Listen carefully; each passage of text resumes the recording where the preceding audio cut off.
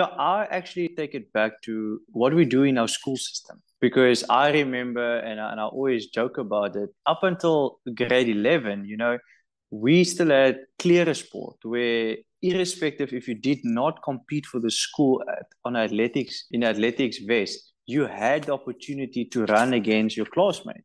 So for me, it's just the exposure. And I think that is what cricket has done to an extent, right? In their arena, is that they've given us exposure from grade 3. There's like KFC cricket. There's, back in the day, it was Baker's mini cricket.